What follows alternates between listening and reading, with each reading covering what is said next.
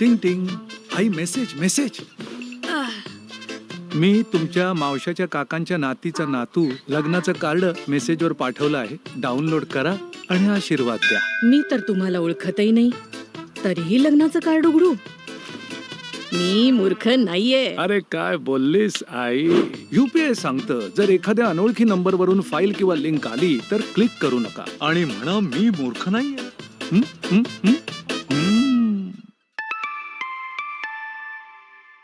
जा तुम्हीही कुणाची तरी टेस्ट घ्या.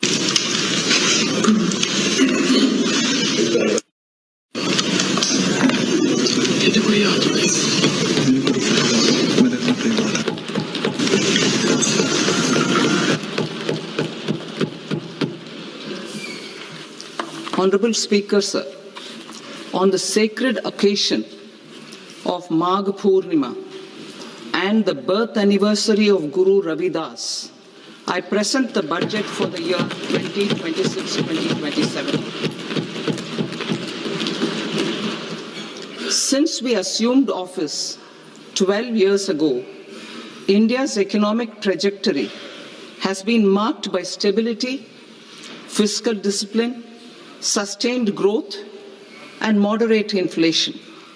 This is the result of conscious choices we have made, even in times heightened uncertainty and disruption. Our government, led by Honorable Prime Minister Modi, has decisively and consistently chosen action over ambivalence, reform over rhetoric, and people over populism. We have pursued far-reaching structural reforms, fiscal prudence and monetary stability, whilst maintaining a strong thrust on public investment. Keeping Atmanirbharta as a lodestar, we have built domestic manufacturing capacity, energy security, and reduced critical import dependencies. Simultaneously, we have ensured that citizens benefit from every action of the government, undertaking reforms to support employment generation, agricultural productivity, household purchasing power, and universal services to people. These measures have delivered a high growth rate of around 7% and helped us make substantial strides in poverty reduction and improvement in the lives of our people. Today, we face an external environment in which trade and multilateralism are imperiled and access to resources and supply chains are disrupted. New technologies are transforming production systems while sharply increasing demands on water, energy, and critical minerals. India will continue to take confident steps towards Vikasit Bharat, balancing ambition with inclusion. As a growing economy with expanding trade and capital needs, India must also remain deeply integrated with global markets, exporting more and attracting stable long-term investment. As I begin Part A, I want to express my gratitude to the people for standing firmly with us as we forge our way together towards becoming one of the largest economies of the world.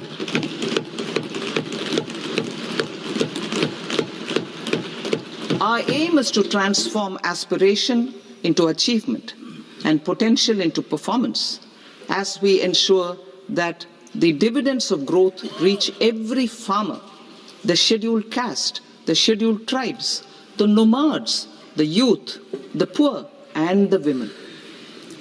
In Vikasit Bharat Young Leaders Dialogue 2026, several innovative ideas were shared with our Prime Minister, which have inspired many of the proposals, making this a unique Yuva Shakti-driven budget.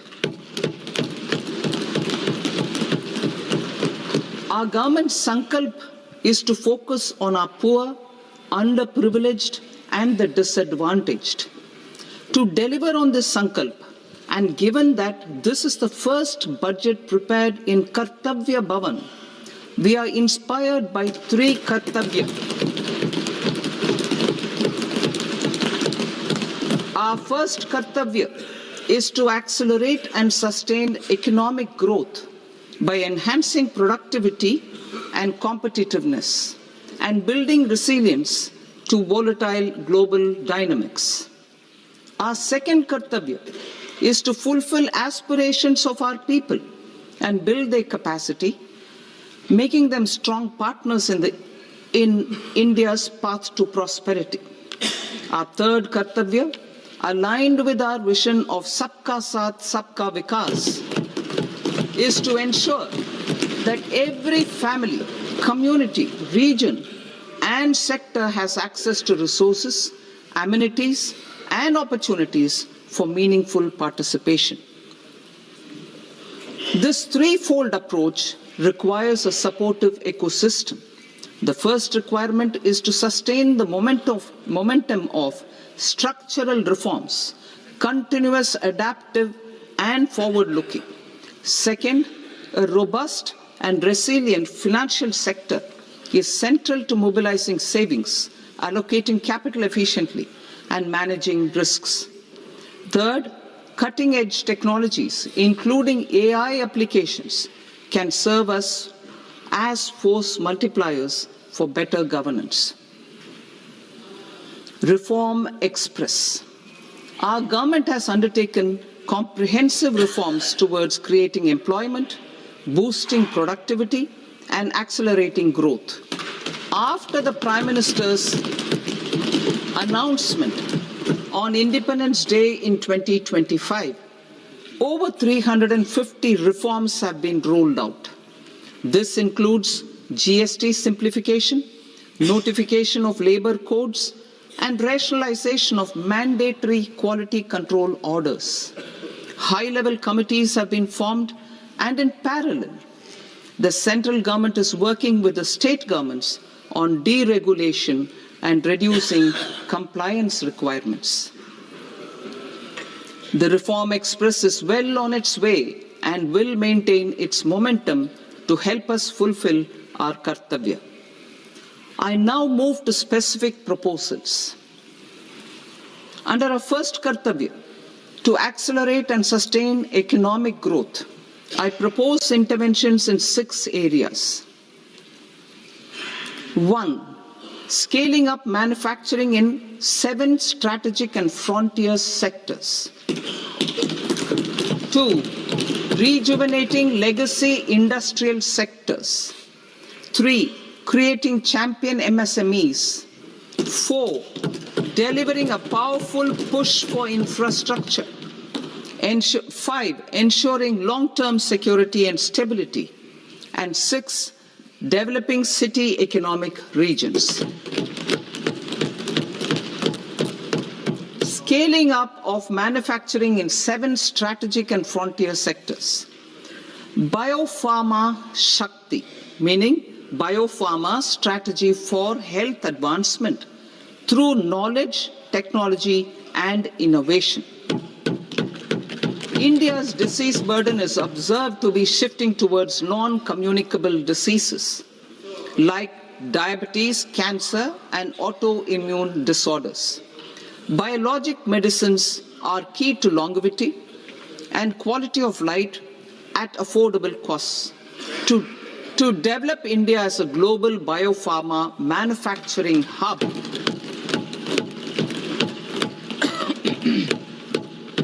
I propose the Biopharma Shakti with an outlay of 10,000 crores over the next 5 years. This will build the ecosystem for domestic production of biologics and biosimilars. The strategy will include a biopharma-focused network with 3 new national institutes of pharmaceutical education and research, popularly known as NIPERs, and upgrading 7 existing ones.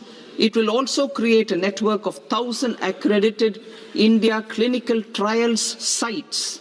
We propose to strengthen the Central Drug Standard Control Organization to meet global standards and approve timeframes through approval timeframes through a dedicated scientific review cadre and specialists. India's semiconductor mission 1.0 expanded India's semiconductor sector capabilities. Building on this, we will launch ISM 2.0 to produce equipment and materials, design full-stack Indian IP, and fortify supply chains. We will also focus on industry-led research and training centers to develop technology and skilled workforce. The Electronics Components Manufacturing Scheme, launched in April 2025, with an outlay of 22,919 crores, already has investment commitments at double the targets. We propose to increase the outlay to 40,000 crores to capitalize on this momentum.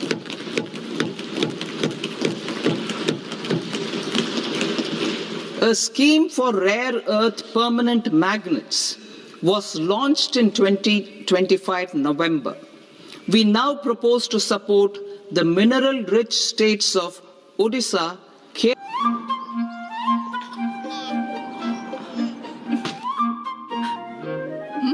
बेबीचा पहिला winter आहे ना. थंडी, वारा, कोरडे हवामान याच्या soft चीक्सना कोरडे होण्यापासून कसे वाचवू?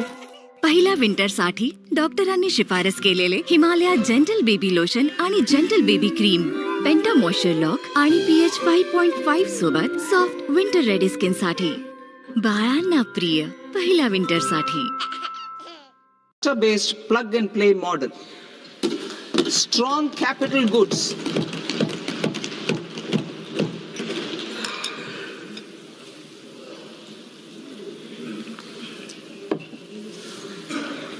Strong capital goods capability is a determinant of productivity and quality across different sectors. Towards building this capacity, I propose the following. High-tech tool rooms will be established by central public sector enterprises at 2 locations as digitally enabled automated service bureaus that locally design, test and manufacture high-precision components at scale and at lower cost.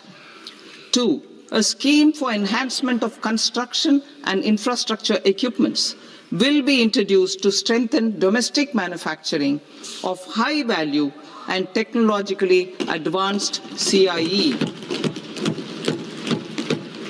This can range from lifts in a multi-storied apartment or firefighting equipment in multiplexes, large or small, and to tunnel boring equipments for building metros and high-altitude roads.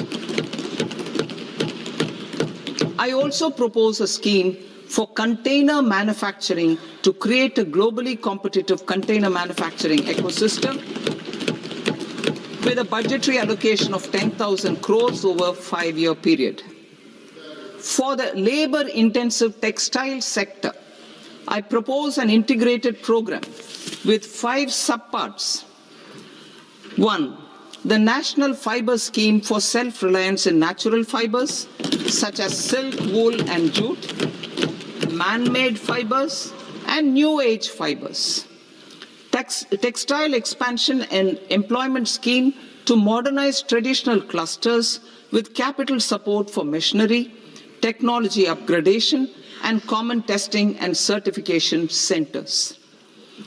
3. The National Handloom and Handicraft Program to integrate and strengthen existing schemes and ensure targeted support for weavers and artisans. Tex Eco Initiative to promote globally competitive and sustainable textiles and apparels. Samarth 2.0 to modernize the upgrade the textile skilling ecosystem through collaboration with industry and academic institutions. Further, I propose to set up mega textile parks in challenge mode. They can also focus on bringing value addition to technical textiles.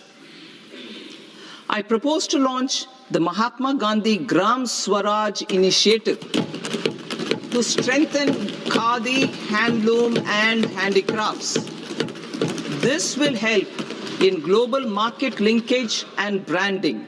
It will streamline and support training, skilling, quality of process and production.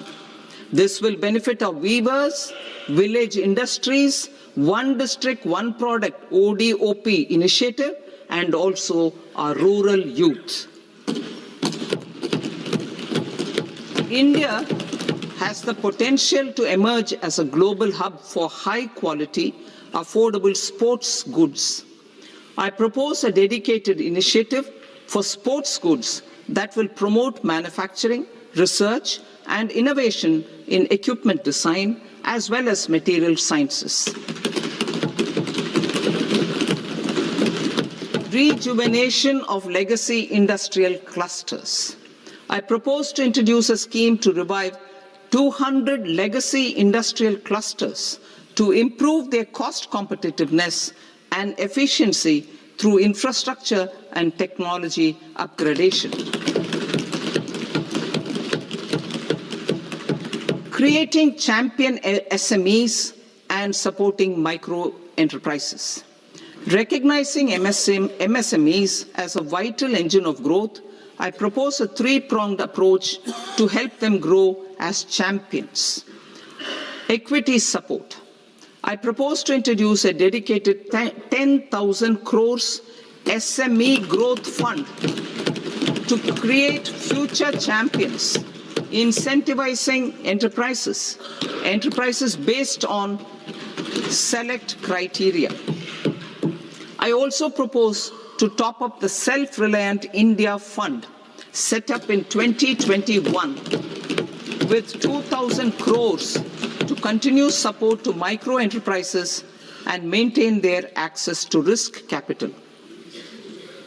Liquidity support. With TREDS, more than 7 lakh crore has been made available to MSMEs. To leverage its full potential, I propose 4 measures. 1. Mandate TREDS as the transaction settlement platform for all purchases from MSMEs by CPSEs, serving as a benchmark for other corporates. 2. Introduce a credit guarantee support mechanism through CGTMSE for invoice discounting on TREDS platform. 3. Link GEM with TREDS for sharing information with financiers about government purchases from MSMEs, encouraging cheaper and quicker financing. 4.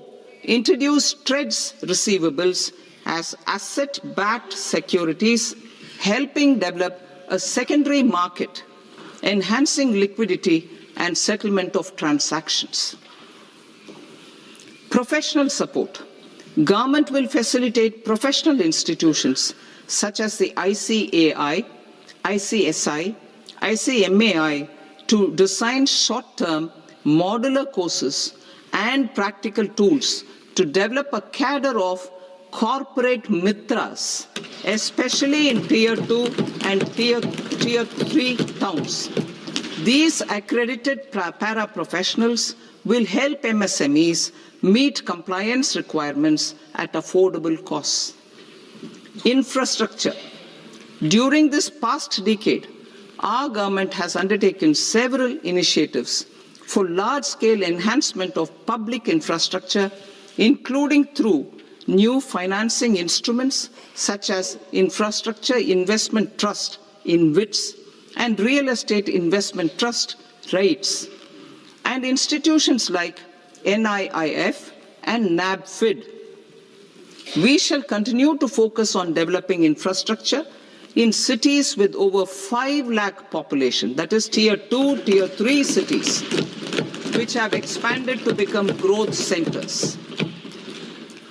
Public capital expenditure has increased manifold from 2 lakh crore in 2014-15 to an allocation of 11.2 lakh crore in BE 25-26.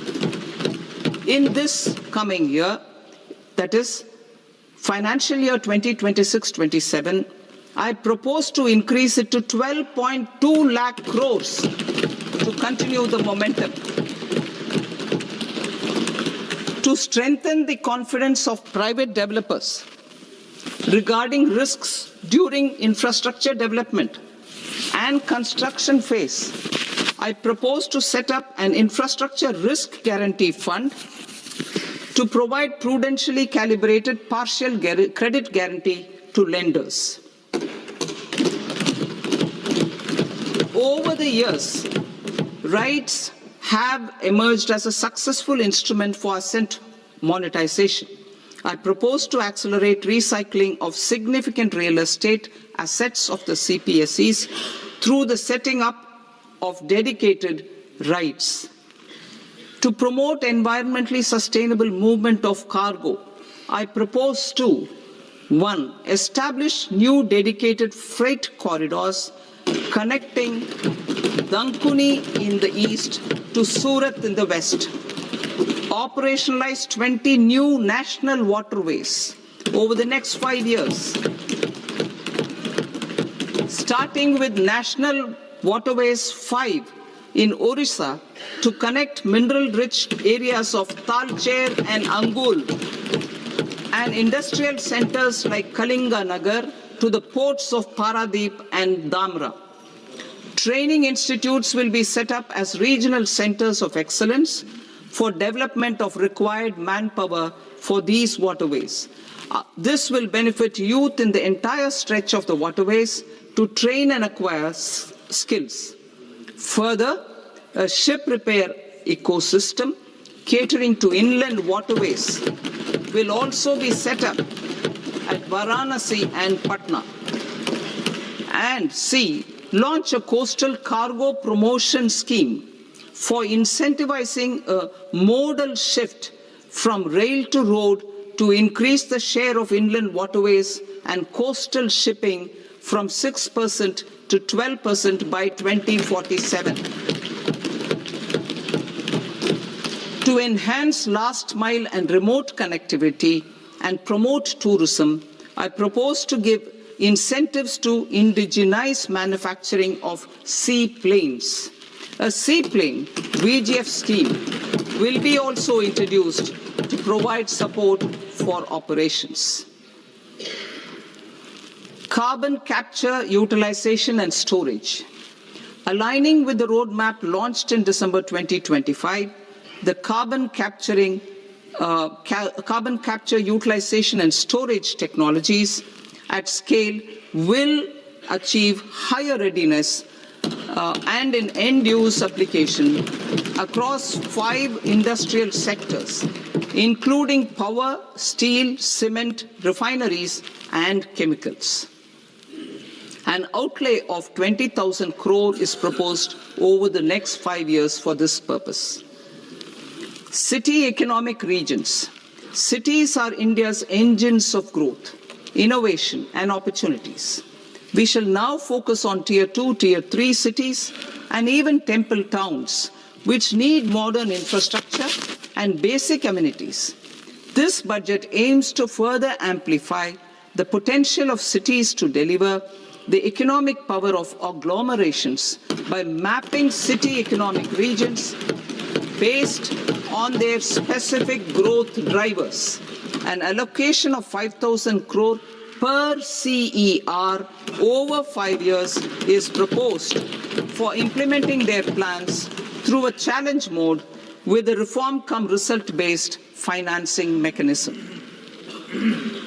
In order to promote environmentally sustainable passenger systems, we will develop 7 high-speed rail corridors between cities as growth connectors, namely Mumbai to Pune, Pune to Hyderabad, Hyderabad to Bengaluru, Hyderabad to Chennai, Chennai to Bengaluru, Delhi to Varanasi, Varanasi to Siliguri.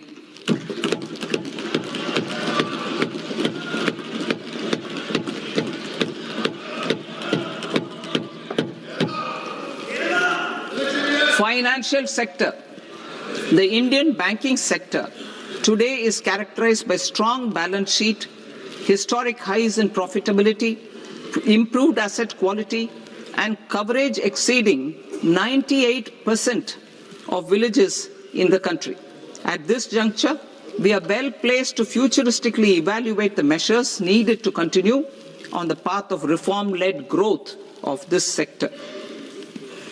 I propose setting up a high-level committee on banking for Vikasit Bharat.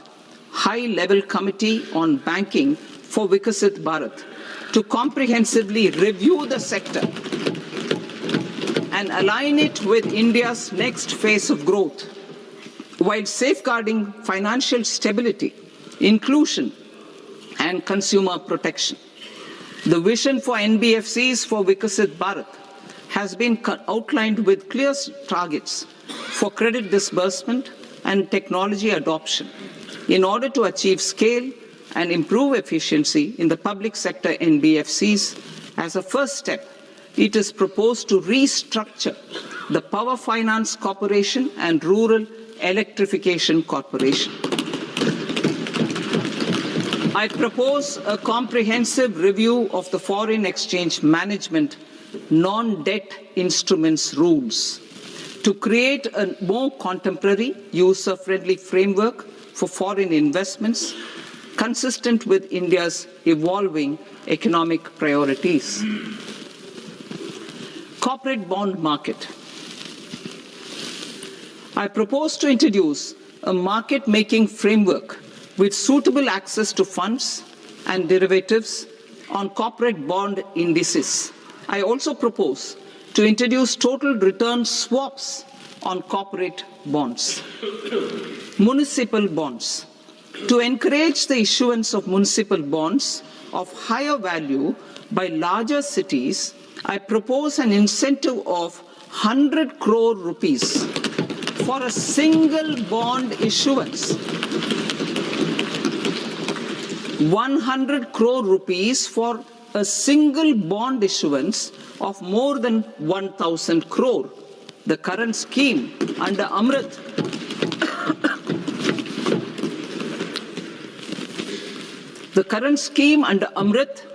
which incentivizes issuances up to 200 crores only, will also continue to support smaller and medium towns.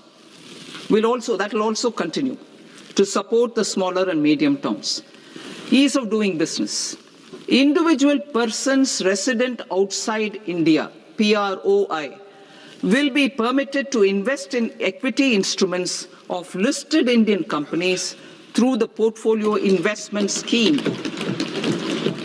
It is also proposed to increase the investment limit for an individual PROI under the scheme from 5% to 10%, with an overall investment limit for all individual PROIs to 24% from the current 10%.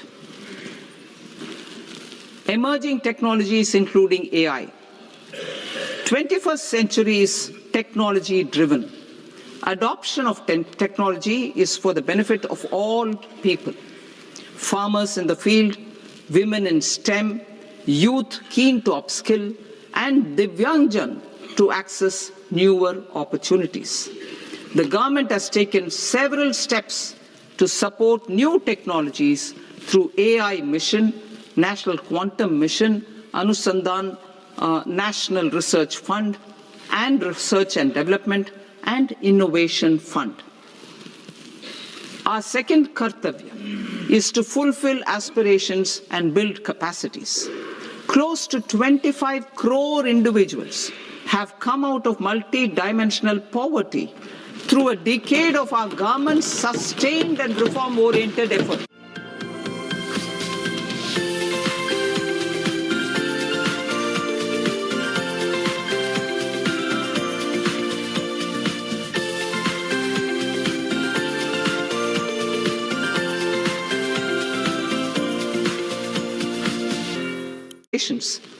Of a youthful India with the following measures. I propose to set up a high-powered education to employment and enterprises standing committee to recommend measures that focus on services sector as a core driver of Vikasit Bharat. This will make us a global leader in services with a 10% global share by 2047. The committee will prioritize areas to optimize the potential for growth, employment, and exports. They will also assess the impact of emerging technologies, including AI, on jobs and skill requirements and propose measures thereof. To create a range of skilled career pathways, a new range of skilled career pathways for our youth, I propose interventions in the following sectors. Health. Existing institutions for allied health professionals will be upgraded and new AHP institutions established in private and government sectors. This will cover 10 selected disciplines, including optometry, radiology, anesthesia, OT technology, applied psychology and behavioral health, and add 1 lakh AHPs over the next 5 years. A strong care system covering geriatric and allied care services will be built. A variety of NSQF-aligned programs will be developed to train multi-skilled caregivers, combining core care and allied skills such as wellness, yoga, and operation of medical assistive devices. In the coming year, 1.5 lakh caregivers will be trained.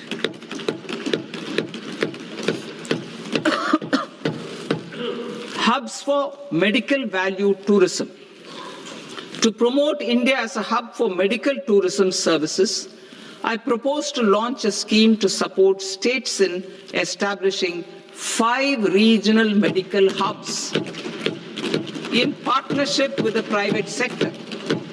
These hubs will serve as integrated healthcare complexes that combine medical, educational and research facilities. They will have Ayush centers, medical value tourism facilitation centers, and infrastructure for diagnostics, post-care and rehabilitation. These hubs will provide diverse opportunities, job opportunities for health professionals, including doctors and AHPs. Ancient Indian yoga, already respected in several parts of the world, was given a mass global recognition when Honorable Prime Minister took it to the UN. Post-COVID, Ayurveda gained a similar global acceptance and recognition. Exporting quality Ayurveda products helps farmers who grow the herbs and youth who process the products. To meet growing global demand, a few more steps are being taken. I propose to 1. Set up 3 new All India Institutes of Ayurveda. 2. Upgrade Ayush pharmacies and drug testing labs for higher standards of certification ecosystem and make available more skilled personnel. 3. Upgrade the WHO Global Traditional Medicine Center in Jamnagar to bolster evidence-based research, training and awareness for traditional medicine. Animal husbandry. Livestock contributes to close to 16% of farm income, including of poor and marginal households. To scale up availability of veterinary professionals by more than 20,000, I propose to roll out a loan-linked capital subsidy support scheme for establishment of veterinary and para-veterinary colleges, veterinary hospitals, diagnostic laboratories, and breeding facilities in private sector. Collaboration between Indian and foreign institutions will also be facilitated. Orange economy. India's animation, visual effects, gaming and comics sector, AVGC sector, is a growing industry projected to require 2 million professionals by 2030. I propose to support the Indian Institute of Creative Technologies, Mumbai, in setting up AVGC content creator labs in 15,000 secondary schools all over the country and 500 colleges. The Indian design industry is expanding rapidly, and yet there is a shortage of Indian designers. I propose to establish, through Challenge Route, a new National Institute of Design to boost design education and development in the eastern region of India. Education. Our government will support states through challenge route in creating 5 university townships in the vicinity of major industrial and logistics corridors. These planned academic zones will host multiple universities, colleges, and research institutions, skill centers, and residential complexes. In higher education, STEM institutions, prolonged hours of study and laboratory work pose some challenges for girl students. Through VGF, Viability Gap Funding and capital support, one girls' hostel will be established in every district.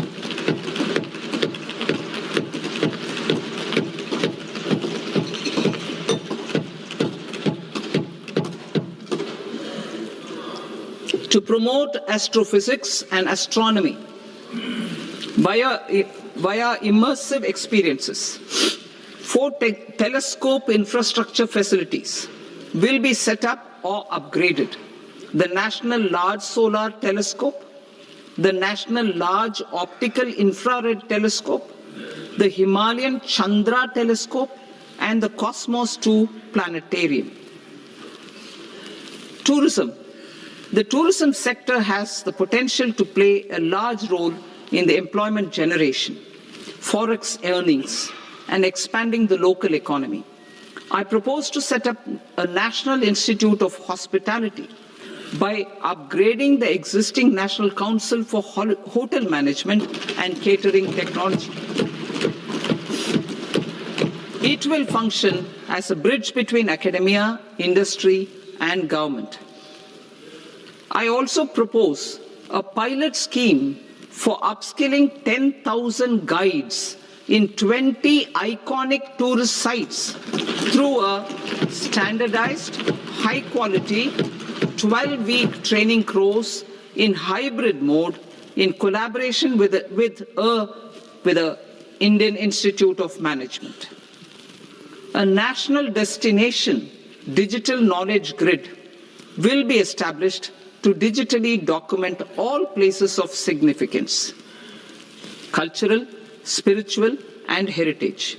This initiative will create a new ecosystem of jobs for local researchers, historians, content creators, and technology partners. India has the potential and opportunity to offer world-class trekking and hiking experience. We will develop ecologically sustainable mountain trails in Himachal Pradesh, Uttarakhand, and Jammu Kashmir. Also in Araku Valley in the Eastern Ghats and Podigai Malai in the Western Ghats. Turtle trails along key nesting sites in the coastal areas of Odisha, Karnataka, and Kerala. And 3 bird watching trails along the Pulikat Lake in Andhra Pradesh, Tamil Nadu. It's on the border. Under the visionary leadership of Honorable Prime Minister, we established the International Big Cat Alliance in 2024. This year, India is hosting the first ever Global Big Cat Summit, where heads of governments and ministers from 95 range countries will deliberate on collective strategies for conservation. Heritage and culture tourism. I propose to develop 15 archaeological sites, including Lothal, Dolavira, Rakhi Gadi, Adichanallur, Saranath, Hastinapur, and Leh Palace into vibrant experiential cultural destinations. Excavated landscapes will be open to the public through curated walkways. Immersive storytelling skills and technologies will be introduced to help conservation labs, interpretation centers, and guides. The sports sector provides multiple means of employment, skilling, and job opportunities.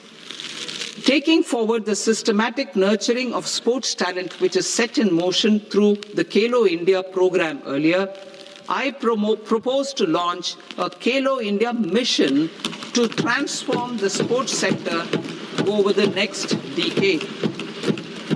The mission will facilitate an integrated talent development pathway supported by training centers, which are foundational, intermediate, and elite levels. B, systematic development of coaches and support staff. C, integration of sports science and technology. D, competitions and leagues to promote sports culture and provide platforms. And E, development of sports infrastructure for training and competition. Our third Kartavya aligns with our vision of Sabka Saath, Sabka Vikas towards Vikasit Bharat. This requires targeted efforts for 1. Increasing farmer incomes through productivity enhancement and entrepreneurship, with special attention to small and marginal farmers. B. Empowering Divyangjan through access to livelihood opportunities, training, and high-quality assistive devices. C. Empowering the vulnerable to access mental health and trauma care. D. Focus on the Purvodaya states and the Northeast region to accelerate development and employment opportunities. Fisheries. We will undertake initiatives for integrated development of 500 reservoirs and Amrit Sarovars. 2. Strengthen the fisheries value chain in coastal areas and enable market linkages involving startups and women-led groups together with fish farmer producer organizations. Animal husbandry. To provide quality employment opportunities in rural and peri-urban areas, we will support the animal husbandry sector in entrepreneurship development through a credit-linked subsidy program, B, scaling up and modernization of livestock enterprises, C, enhanced creation of livestock, dairy, and poultry enhanced creation of livestock, dairy, and poultry-focused integrated value chains, and D, encourage creation of livestock farmer-producer organizations. High-value agriculture. To diversify farm outputs, increase productivity, enhance farmers' incomes, and create new employment opportunities, we will support high-value crops such as coconut, sandalwood, cocoa, cashew in the coastal areas, agar trees in Northeast, and nuts such as almonds, walnuts, and pine nuts in our hilly regions. These, all of them, will be supported. India is the world's largest producer of coconuts. About 30 million people, including nearly 10 million farmers, depend on coconuts for their livelihood. To further enhance competitiveness in coconut production, I propose a coconut promotion scheme to increase production and enhance productivity through various interventions, including replacing and non-productive trees with new saplings or plants or varieties in major coconut growing states. A dedicated program is proposed for Indian cashew and cocoa to make India self-reliant in raw cashew and coconut production and processing, enhance export competitiveness, and transform Indian cashew and Indian cocoa into premium global brands by 2030. Sandalwood. Sandalwood is closely linked to India's social and cultural heritage.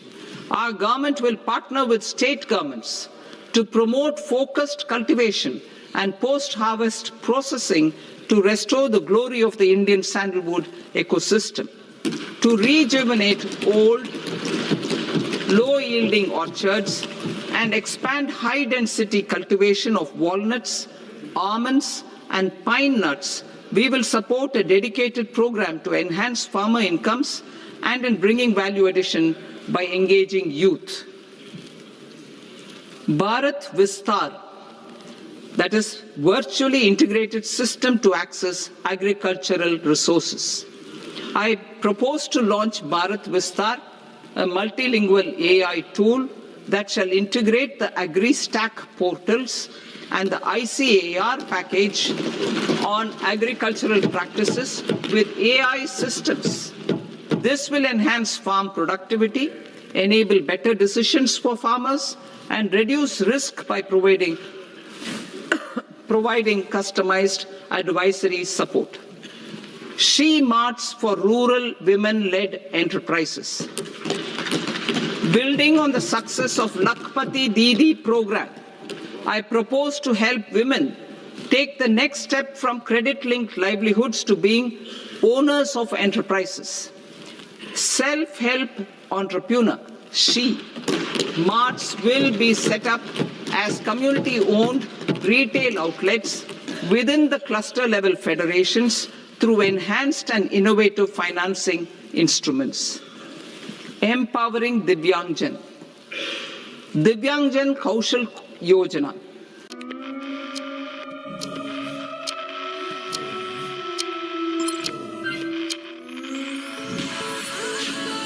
जब life हो static, enter for some magic.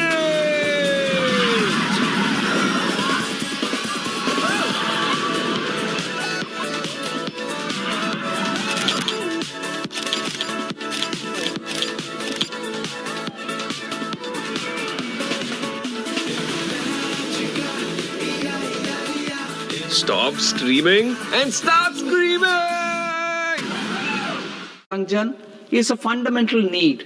I propose to 1. Support the Artificial Limbs Manufacturing Corporation of India, Alimco, to set up and to scale up production of assistive devices, invest in R&D and AI integration, strengthen PM Divyasha Kendras, and support setting up of assistive technology marts as modern retail style centers where Divyangjan and senior citizens can see, try and purchase assistive products. Reaffirming our commitment to mental health and trauma care. There are no national institutes for mental health care in North India. We will therefore set up a NIMHANS 2 and also upgrade national mental health institutes in Ranchi and in Tezpur as regional apex institutions. Emergencies expose families, particularly the poor and vulnerable, to unexpected expenditure. We will strengthen and increase these capacities by 50% in district hospitals by establishing emergency and trauma care centers. Focus on Purvodaya states and northeastern regions. Purvodaya. I propose the development of an integrated East Coast industrial corridor with a well-connected node at Durgapur, creation of 5 tourism destinations in 5 Purvodaya states, and the provision of 4,000 e-buses. Buddhist sites in northeastern region. The northeastern region is a civilizational confluence of Theravada and Mahayana or Vajrayana traditions. I propose to launch a scheme for development of Buddhist circuits in Arunachal Pradesh, Sikkim, Assam, Manipur, Mizoram, and Tripura. The scheme will cover preservation of temples and monasteries, pilgrimage interpretation centers, connectivity, and pilgrim amenities. 16th Finance Commission. On 17th November 2025, the 16th Finance Commission submitted its report to the President. As mandated under Article 281 of the Constitution, The government is to lay the report along with the explanatory memorandum on the action taken report on the recommendations of the Commission in Parliament, which, Sir, Honourable Speaker, you've allowed me to do at the commencement of this session. The government has accepted the recommendation of the Commission to retain the vertical share of devolution at 41%. As recommended by the Commission, I have provided 1.4 lakh crores of rupees to the states for the year 2026-2027 as Finance Commission grants. These include rural and urban local body and disaster management grants. Fiscal consolidation. Government has been delivering on our fiscal commitments consistently without compromising on social needs.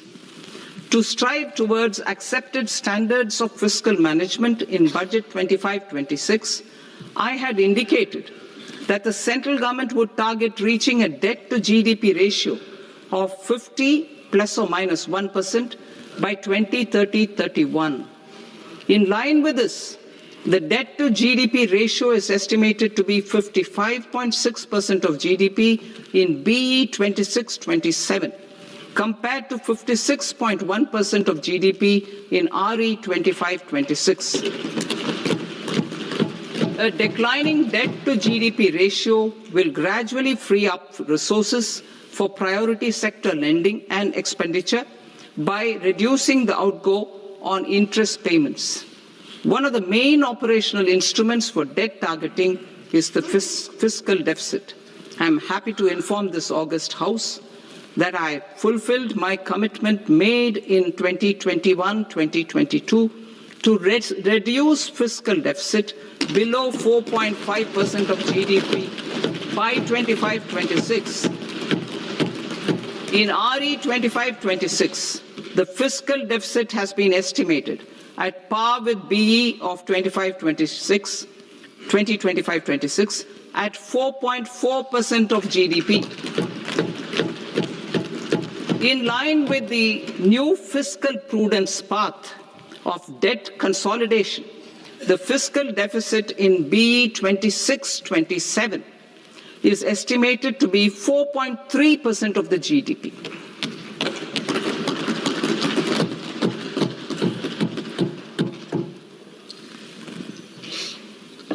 The revised estimates of the non-debt receipts are 34 lakh crore rupees, of which the centre's net tax receipts are 26.7 lakh crore. The revised estimate of the total expenditure is 49.6 lakh crore rupees, of which the capital expenditure is about 11 lakh crores. Budget estimates 2026 to 2027. Coming to 26-27, the non-debt receipts and the total expenditure are estimated as 36.5 lakh crore and 53.5 lakh crore respectively. The centre's net tax receipts are estimated at 28.7 lakh crore rupees. To finance the fiscal deficit, the net market borrowings from dated securities are estimated at 11.7 lakh crore rupees. The balance financing is expected to come from small savings and other sources. The gross market borrowings are estimated at 17.2 lakh crore rupees. I'll now move to Part B. Part B, direct taxes.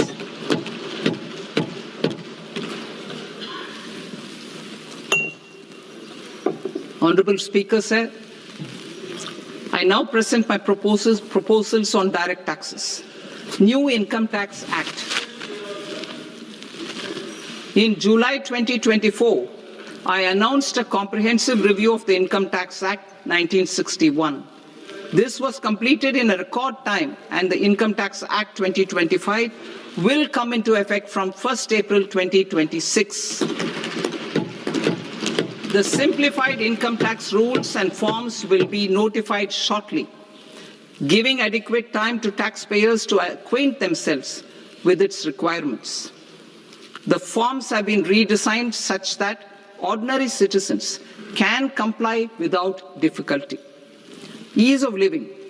I propose that any interest awarded by the Motor Accident Claims Tribunal to a natural person will be exempt from income tax, and any TDS on this account will be done away with. I propose to reduce TCS rate on the sale of overseas tour program package from the current 5% and 20% to 2% without any stipulation of amount. I propose to reduce TCS rate for pursuing education and for medical purposes under the Liberalized Remittance Scheme, popularly known as LRS, from 5% to 2%. Supply of manpower services is proposed to be specifically brought within the ambit of payment to contractors for the purpose of TDS to avoid ambiguity. Thus, TDS on these services will be at the rate of either 1% or 2% only. I propose a scheme for small taxpayers wherein a rule-based automated process will enable obtaining a lower or nil deduction certificate instead of filing an application with the assessing officer. For the ease of taxpayer holding securities in multiple companies, I propose to enable depositories to accept Form 15G or Form 15H from the investor and provide it directly to various relevant companies. I propose to extend time available for revising returns from 31st December to up to 31st March with the payment of a nominal fee. I also propose to stagger the timeline for filing of tax returns. Individuals with ITR 1 and ITR 2 returns will continue to file till 31st July, and non-audit business cases or trusts are proposed to be allowed time till 31st August. TDS on sale of immovable property by a non-resident is proposed to be deducted and deposited through resident buyers and his or her PAN-based challan instead of requiring a TAN, which is a temporary accounting number. To address practical issues of small taxpayers like students, young professionals, tech employees, relocated NRIs, and such others, I propose to introduce a one-time 6-month foreign asset disclosure scheme for these taxpayers to disclose income or assets below a certain size. This scheme would be applicable for two categories of taxpayers, namely, A, who did not disclose their overseas income or assets, and B, who disclosed their overseas income and or paid due tax but could not declare the asset acquired. For category A, the limit of undisclosed income or asset is proposed to be up to 1 crore rupees.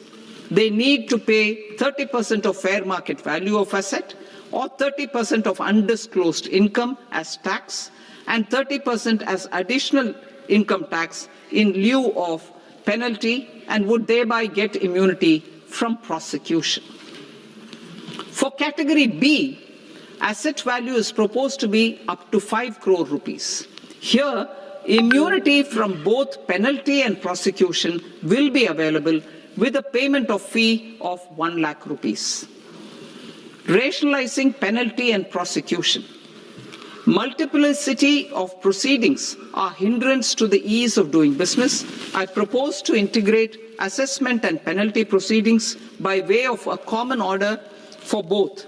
There will be no interest liability on the taxpayer on the penalty amount for the period of appeal before the first appellate authority, irrespective of the outcome of appeal process. Further, quantum of prepayment is being reduced from 20% to 10% and will continue to be calculated only on core tax demand. As an additional measure for reducing litigation, I propose to allow taxpayers to update their returns even after reassessment proceedings have been initiated, and an additional 10% tax rate over and above the rate applicable for the relevant year. The assessing officer will then use only this updated return in his proceedings. There is already a framework for immunity from penalty and prosecution in the cases of underreporting. I propose to apply this framework for immunity to misreporting too. However, in such a case, the taxpayer will need to pay 100% of the tax amount as an additional income tax over and above the tax and interest due. Penalties for certain technical defaults, such as failure to get accounts audited, non-furnishing of transfer pricing audit report, and default in furnishing statement for financial transactions are proposed to be converted into fee.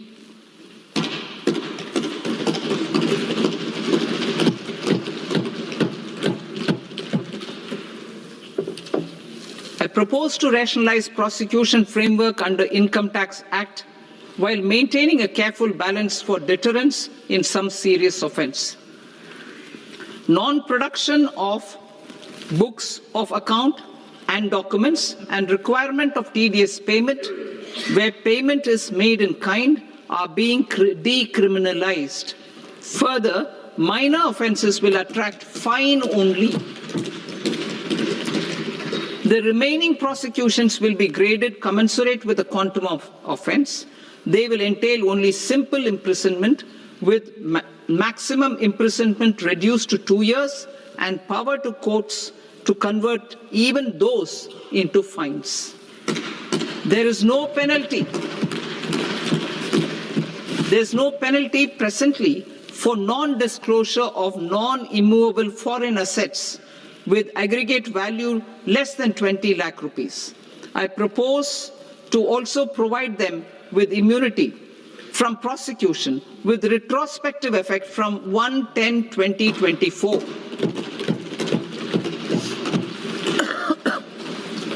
Cooperatives. Deduction is already allowed to a primary cooperative society engaged in supplying milk, oilseeds, fruits or vegetables raised or grown by its members. I propose to extend this deduction to also include supply of cattle feed and cotton seed produced by its members. I propose to allow inter-cooperative society dividend income as deduction under the new tax regime to the extent it is further distributed to its members.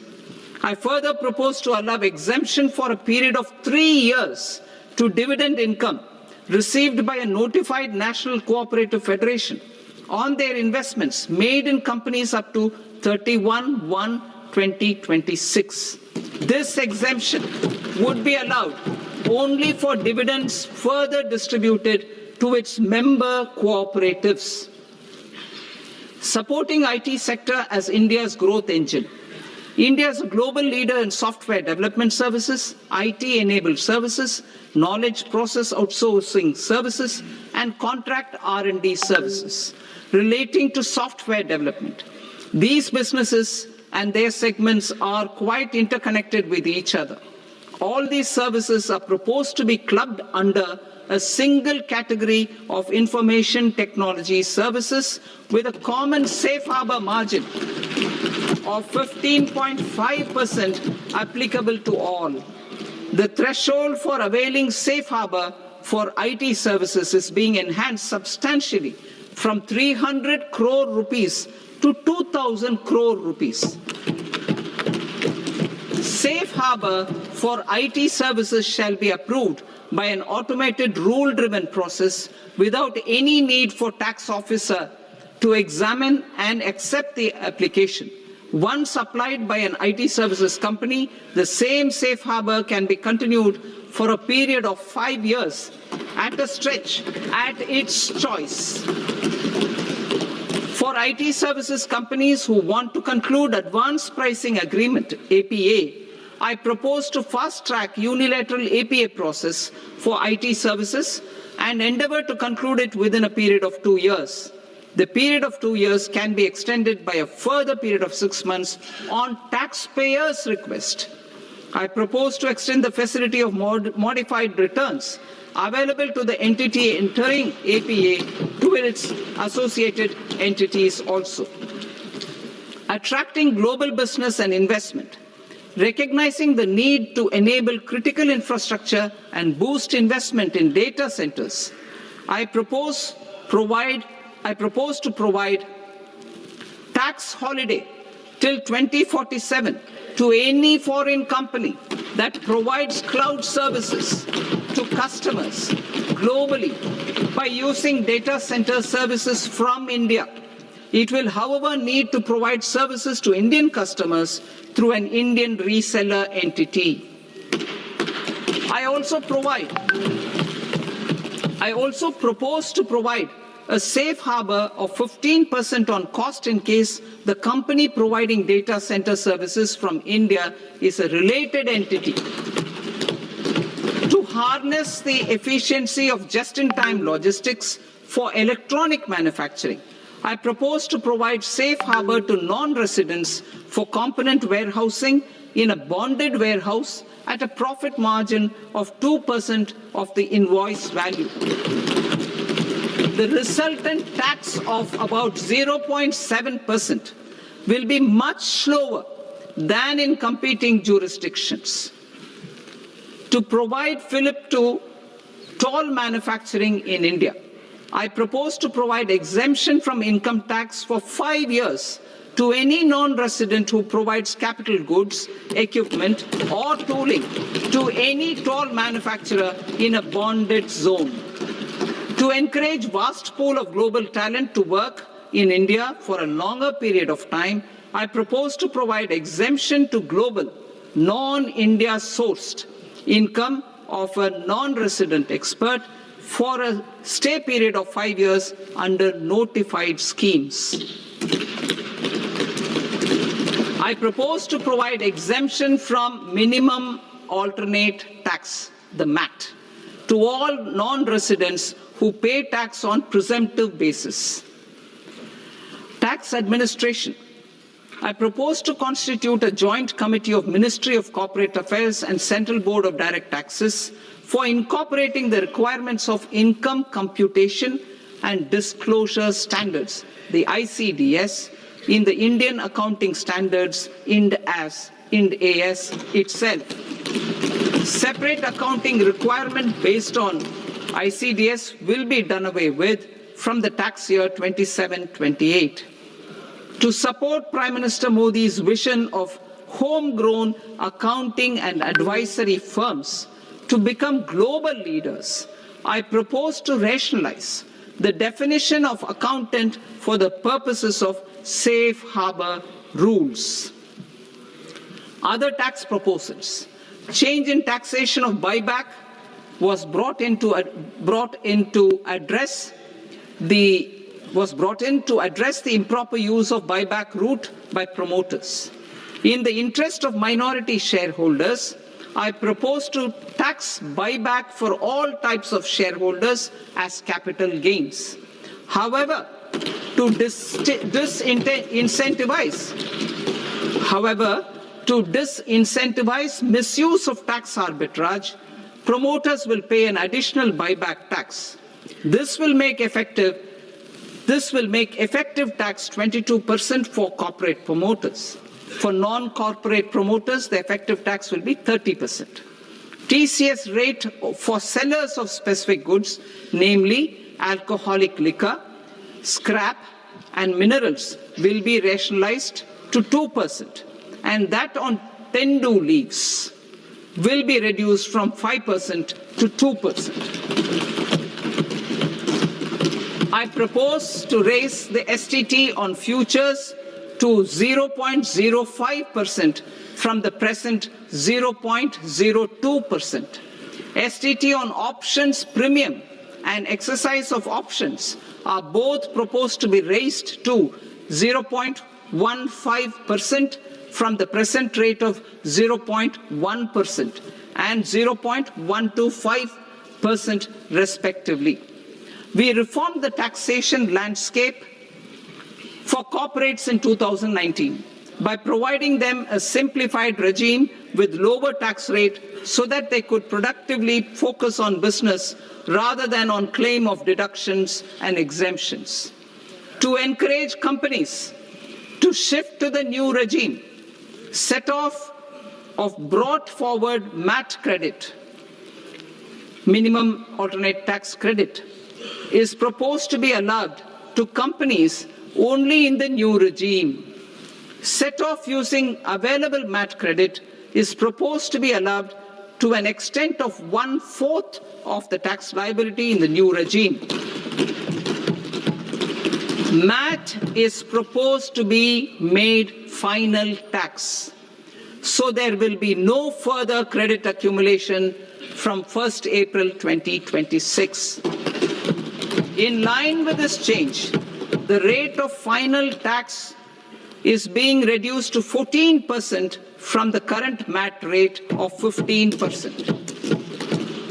The brought forward MAT credit of taxpayers accumulated till 30th March 2026 will continue to be available to them for set-off as above. Indirect taxes. I shall now take up proposals related to indirect taxes. My proposals for customs and central excise aim to further simplify the tariff structure, support domestic manufacturing, promote export competitiveness, and correct inversion in duty. To continue weeding out long continuing customs duty exemptions, I propose to remove certain exemptions on items which are being manufactured in India or where the imports are negligible. Similarly, to further simplify the process of ascertaining the rate of duty applicable on a particular item, I propose to incorporate certain effective rates in various customs notifications to the tariff schedule itself. I shall now take up sector-specific proposals. Promotion of exports of marine, leather, and textile products. I propose to increase the limit for duty-free imports of specified inputs used for processing seafoods for export from the current 1% to 3% of FOB value of the previous year's export turnover. I also propose to allow duty-free imports of specified inputs, which is currently available for exports of leather or synthetic footwear, to exports of shoe uppers as well.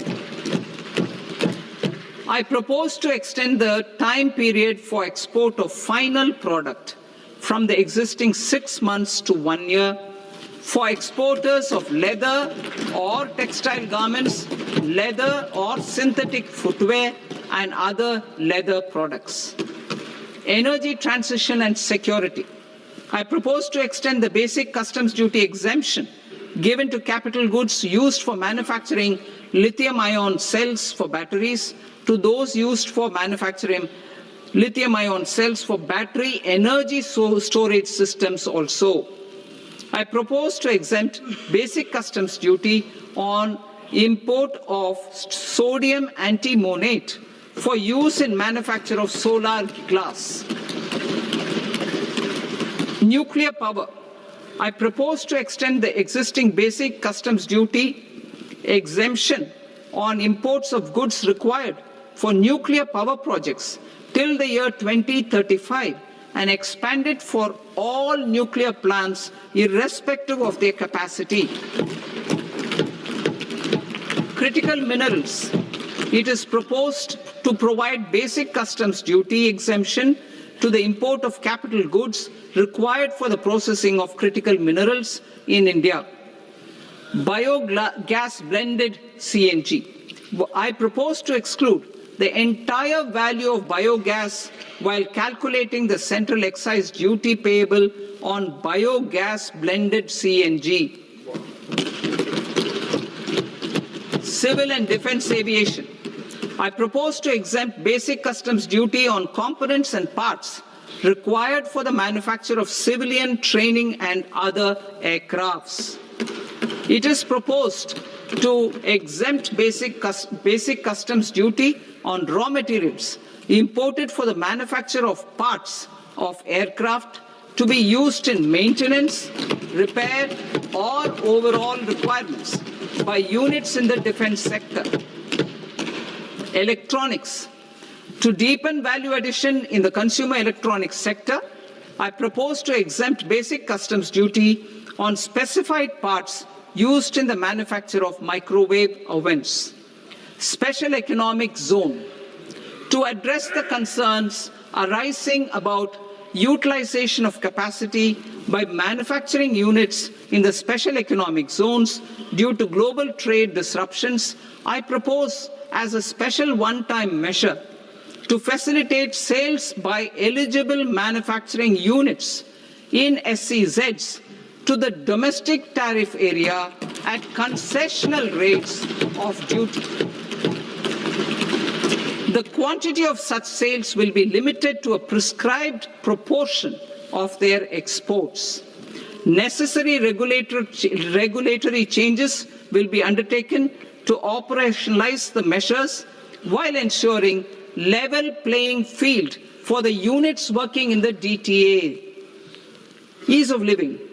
To rationalize the customs duty structure for goods imported for personal use, I propose to reduce the tariff rate on all dutiable goods imported for personal use from 20% to 10%.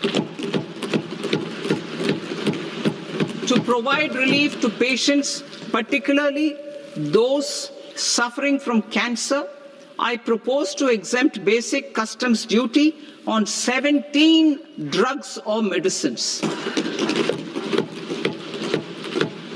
I propose also to add 7 more rare diseases for the purposes of exempting import duties on personal imports of drugs, medicines, and food for special medical purposes used in their treatment.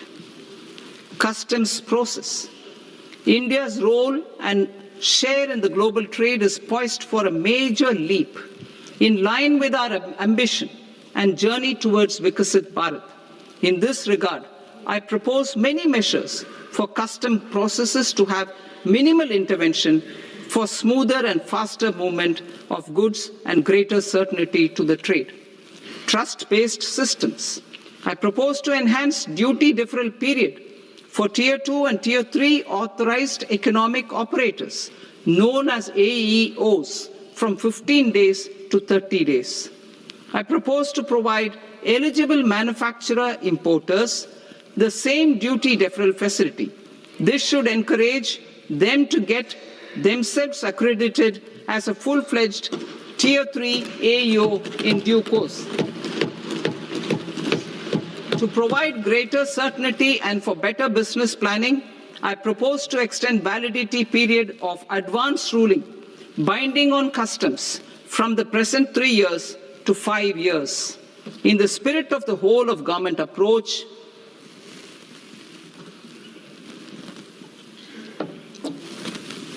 government agencies will be encouraged to leverage AEO accreditation for preferential treatment in clearing their cargo.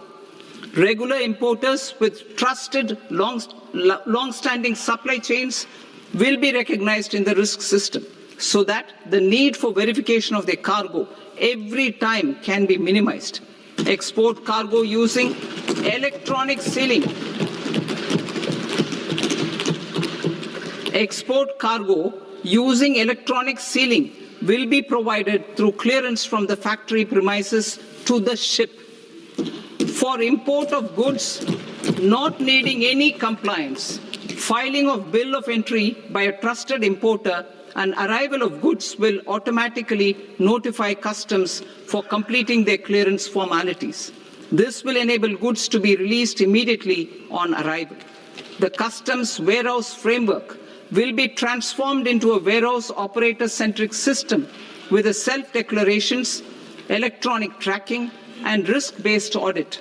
These reforms will move away from the current system of officer-dependent approvals and reduce transaction delays and compliance costs. Ease of doing business. Approvals required for cargo clearance from various government agencies will be seamlessly processed through a single and interconnected digital window by the end of the financial year. Processes involved in clearance of food, drugs, plant, and animal and wildlife products, accounting for about 70% of interdicted cargo, will be operationalized on this system by April 2026 itself. For goods not having any compliance requirement, clearance will be done by customs immediately after online registration is completed by the importer, subject to the payment of duty. Customs integrated system will be rolled out in 2 years as a single integrated and scalable platform for all customs processes. Utilization of non-intrusive scanning with advanced imaging and AI technology for risk assessment will be expanded in a phased manner with the objective to scan every container across all the major ports. New export opportunities to support Indian fishermen to fully harness the economic value of marine resources beyond our territorial waters. The following measures will be taken. A. Fish catch by an Indian fishing vessel in exclusive economic zone or on the high seas will be made free of duty. Landing of such fish on foreign port will be treated as export of goods. Safeguards will be put in place to prevent misuse during fish catch, transit, or transshipment. To support aspirations of India's small businesses, artisans, and startups to access global markets through e-commerce, I am pleased to announce complete removal of the current value cap of 10 lakh rupees per consignment on courier exports. In addition, handling of rejected and returned consignments will be improved with effective use of technology for identifying such consignments. I propose to revise provisions governing baggage clearance during international travel to address genuine concerns of passengers. The revised rules will enhance duty-free allowances in line with the present-day travel realities and provide clarity in temporary carriage of goods brought in or taken out. There are honest taxpayers who are willing to settle disputes by paying all their dues, but they get deterred due to negative connotation associated with penalty. They will now be able to close cases by paying an additional amount in lieu of penalty. Honorable Speaker, sir, with this, I commend the budget to this august House. Jai Hind.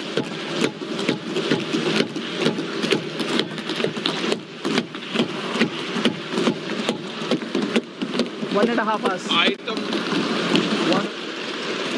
Item number 3 माननीय वित्त मंत्री जी।